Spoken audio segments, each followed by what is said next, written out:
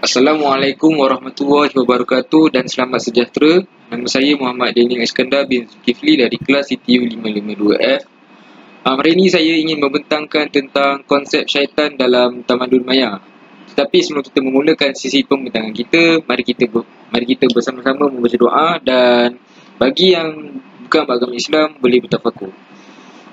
Auzubillahi minasyaitonirrajim. Bismillahirrahmanirrahim. Alhamdulillahirabbil alamin wassalatu wassalamu ala asyrofil anbiya'i wal mursalin. Rabbi shrah lana sadrana wa yassir lana amrana wahlul lisani yafqahu qawlana. Rabbana atina fid dunya hasanah wa fil akhirati hasanah wa qina adzabannar wa qina azabil mahsyar.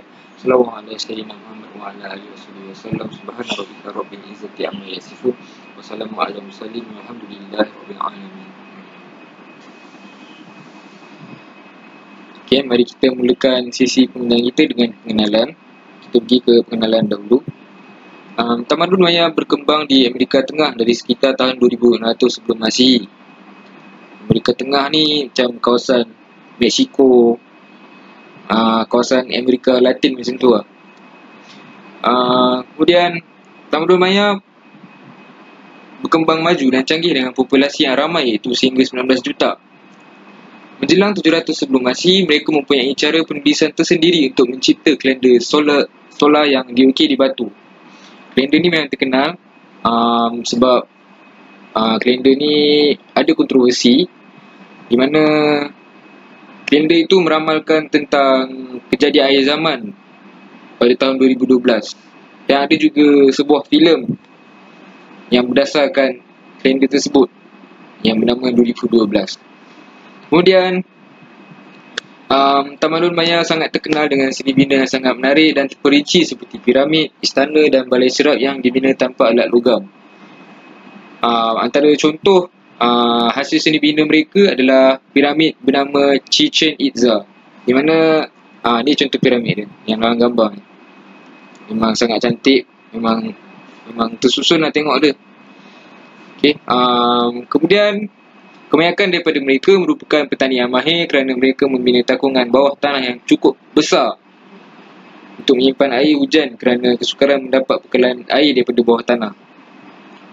Sistem mereka ni sangat bijak dalam bidang agrikultur. Kemudian mereka juga sangat arif dengan laluan hutan dan rawa kerana mereka kerap menggunakannya untuk pergi berdagang dengan masyarakat yang jauh, sekaligus meluaskan lagi hubungan perdagangan mereka dengan masyarakat yang lain. Okey, konsep syaitan dalam Tamadun Maya. Konsep syaitan ni dalam Tamadun Maya ni memang kompleks, sangat kompleks, sebab dia ada banyak. Memang terlampau banyak, dan dia ada juga syaitan yang pangkat dewa. Pangkat dewa, dan ada juga yang pangkat bawah lah. Kemudian mereka tidak mempunyai syaitan, tetapi terdapat dewa-dewa yang boleh membawa perkara yang buruk terhadap manusia. Sebab ni maksud dia, diorang ada dewa ataupun Tuhan, tapi Tuhan senasta dewa-dewa jahat lah. Dewa-dewa jahat memang ada banyak. Diorang ada Tuhan yang baik, diorang ada Tuhan yang jahat. Kemudian kebanyakan mereka mempunyai gabungan daripada pelbagai aspek seperti manusia, haiwan dan dewa-dewa lain.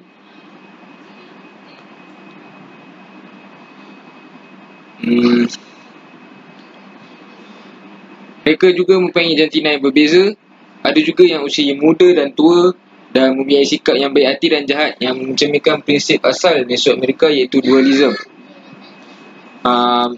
Ada di kalangan mereka juga mempunyai beberapa nama yang lain seperti Dewa A yang juga disebut sebagai Yumchimi atau Chisin.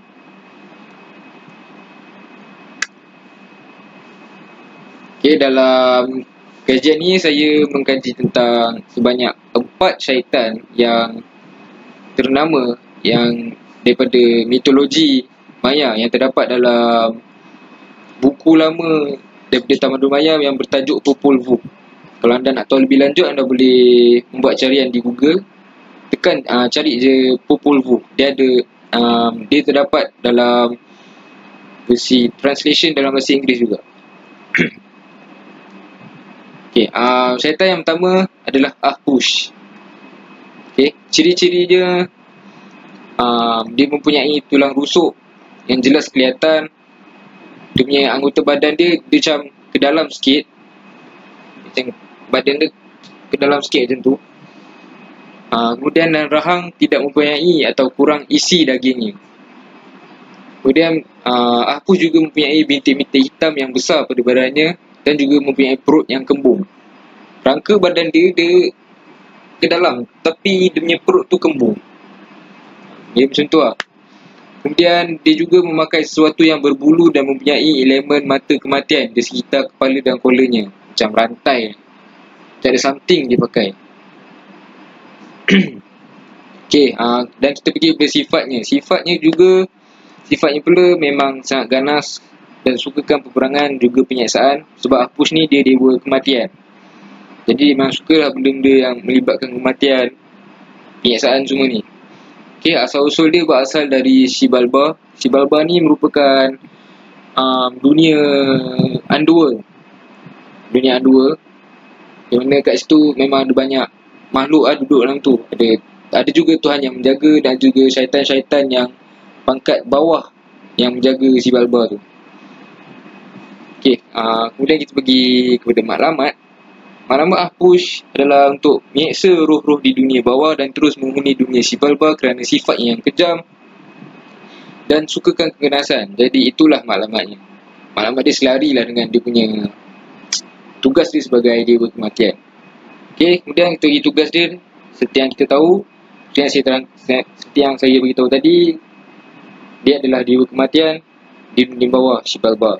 Dia juga membawa penyakit dan kematian, dan dia juga membakar roh-roh dalam dunia bawah. Cara-cara menghalau ataupun menewaskan Ahpush ni, cara dia boleh dihalau oleh orang-orang Maya sendiri dengan cara menangis dengan kuat sekiranya mereka merasakan kehadiran Ahpush di rumah. Kenapa Ahpush ni datang ke rumah? Sebab tujuan dia untuk mengambil roh ataupun untuk membawa penyakit kepada orang yang berada dalam rumah tersebut. Okey. Cara ini boleh menghalau Ahpush daripada menjemput manusia untuk ke alam Xibalba atau memberi penyakit kepada manusia. Syaitan yang seterusnya adalah Vuchukakix.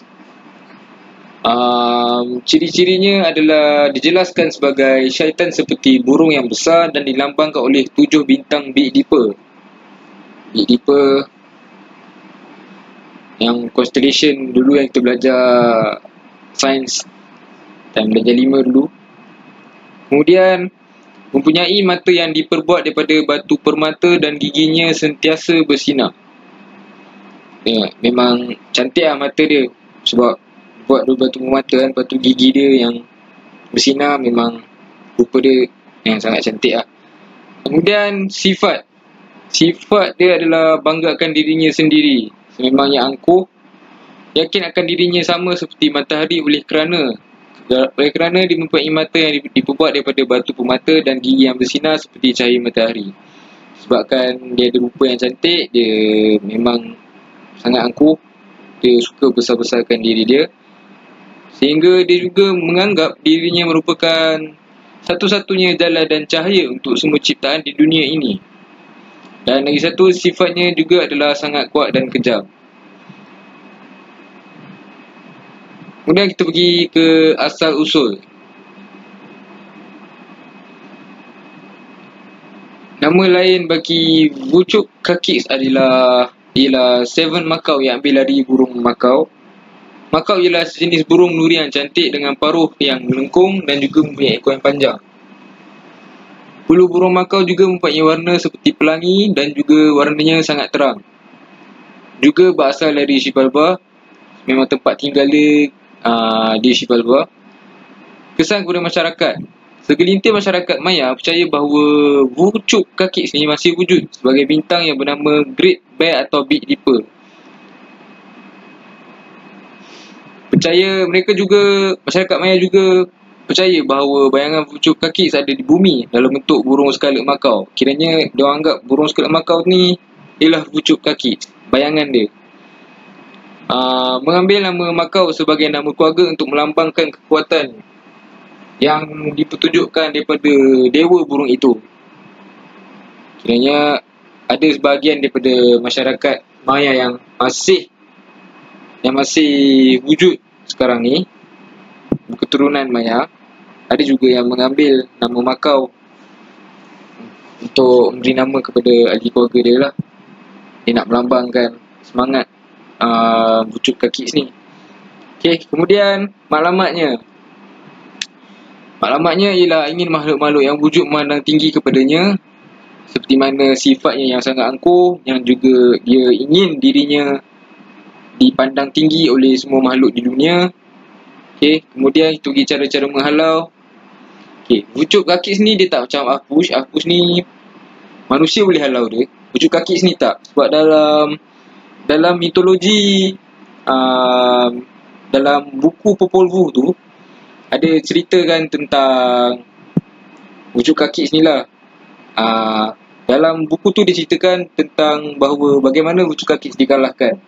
Okey, cara wujud kaki dikalahkan adalah dia dikalahkan oleh pasangan perwira kembar iaitu Hunahpu dan X Balang.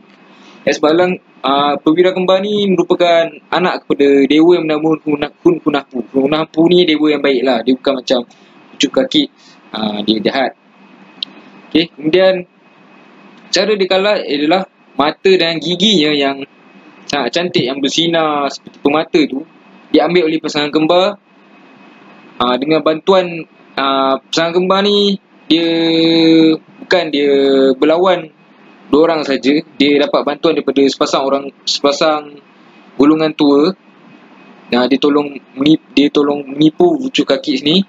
Katanya golongan tua ni kata bahawa mereka boleh mencantikkan lagi mata dan gigi dia. Tapi sebenarnya tak. Tapi wujud kaki ni percaya juga, jadi dia bagi mata dan gigi dia kat golongan tua tu. Lepas tu dia dah tahu dia kena tipu, dia macam menyesal.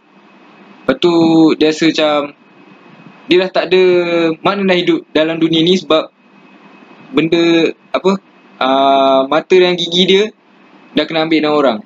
Dia rasa diri dia dah tak cantik dah tak, rupa dia dah tak menarik. So dia rasa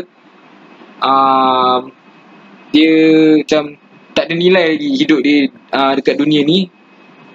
So berdasarkan mitologi tersebut, katanya wujud kaki ni ibarat membunuh diri. Jadi itulah cara dia dikalahkan. Okey, kemudian kita pergi Zipachna. Okey, Zipachna ni merupakan anak kepada wujud kaki. Okey, wujud kaki ni ada dua orang anak, iaitu inilah Zipachna ni dengan Kabrakan. Seorang lagi nama dia Kabrakan. Okey, kita pergi kepada ciri-ciri Zipachna ni. Okey, ciri-ciri dia, rupa dia seperti buaya raksasa yang belakangnya berduri, yang melambangkan pergunungan yang terapung di laut. Sebenarnya dia macam, bentuk dia macam buaya. Nak cerita macam buaya gergasi. Kemudian sifatnya pula mempunyai sifat terlalu banggakan dirinya. Sama juga like father like son. Ayah dia wujud kaki sangat banggakan dirinya. Begitu juga Zipachna lah, bapa borek anak rintik. Kemudian Zipachna memiliki kekuatan yang sangat luar biasa.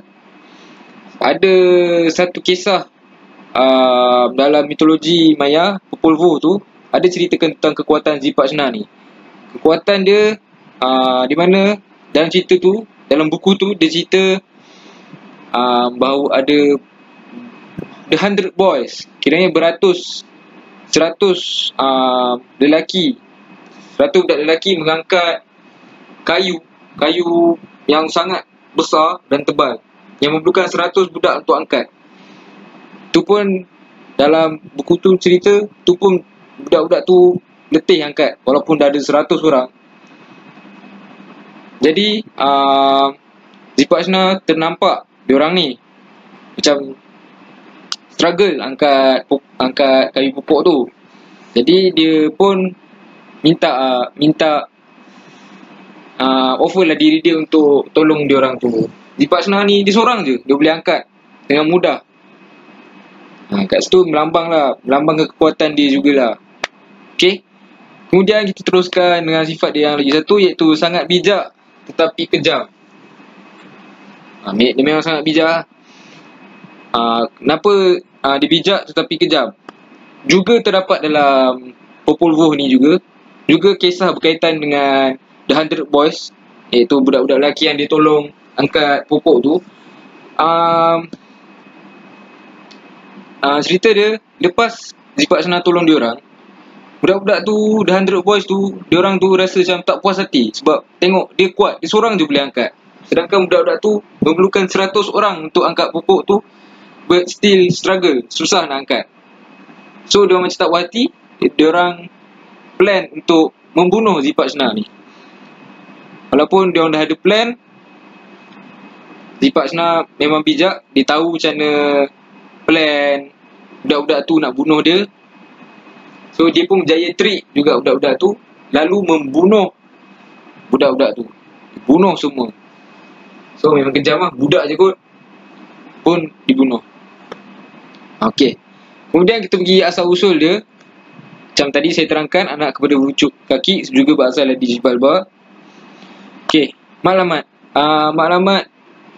Zipak Senah juga sama seperti bapanya untuk mendapat kehormatan diri daripada makhluk-makhluk yang lain.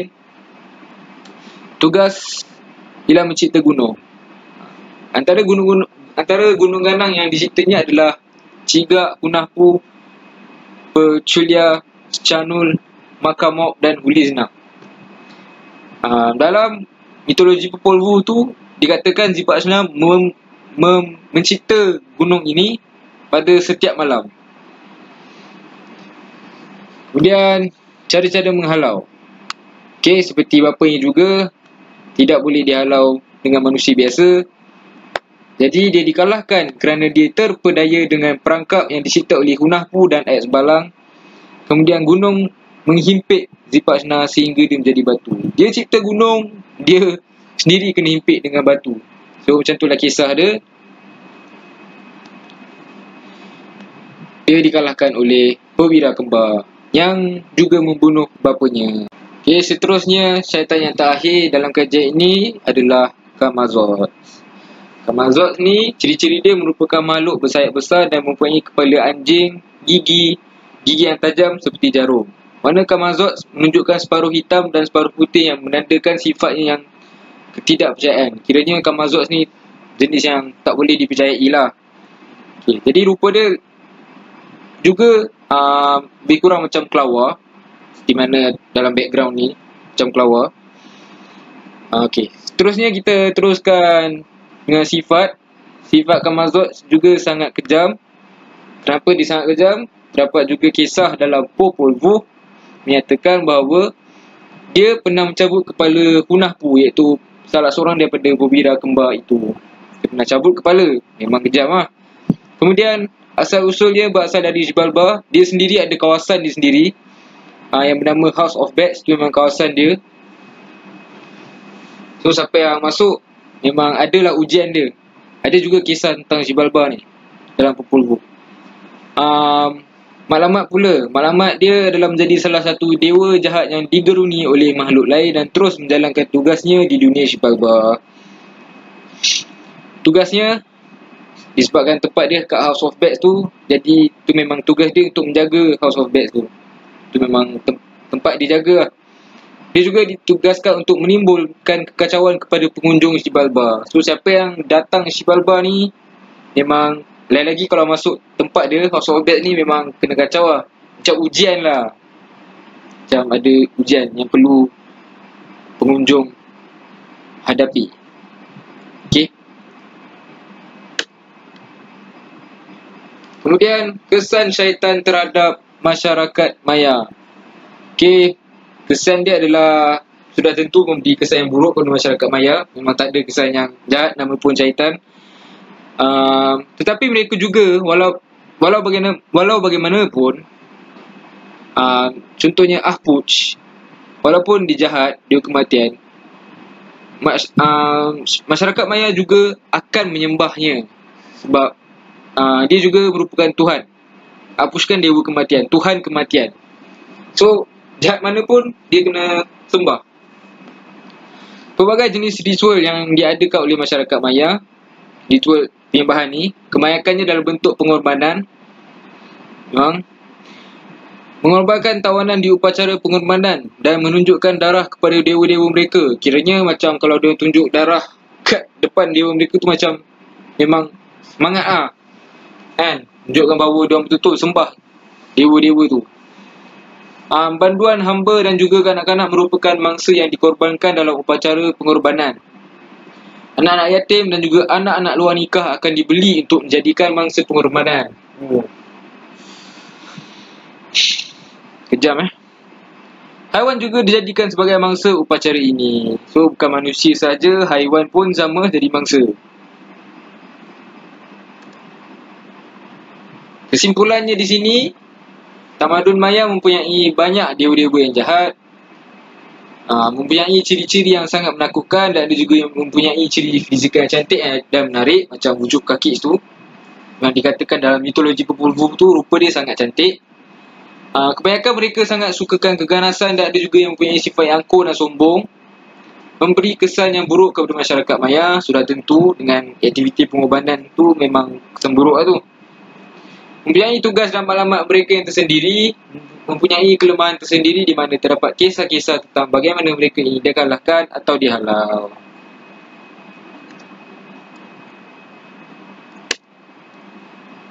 Okey, cadangan.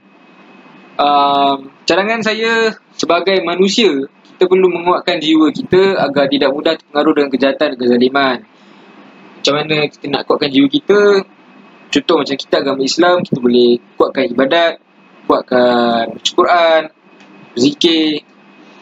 Macam bagi yang bukan beragama Islam, mungkin ada cara tersendiri untuk bagaimana menguatkan jiwa ataupun iman mereka terhadap agama mereka supaya tak terpengaruh dengan perkara-perkara sebeginilah. Kita juga perlu menggaji syaitan-syaitan atau entiti jahat yang lain agar kita lebih memahami tentang mereka dan mengambil pengajaran daripada kisah-kisah mitologi mereka. Tamat untuk kajian tentang syaitan ni.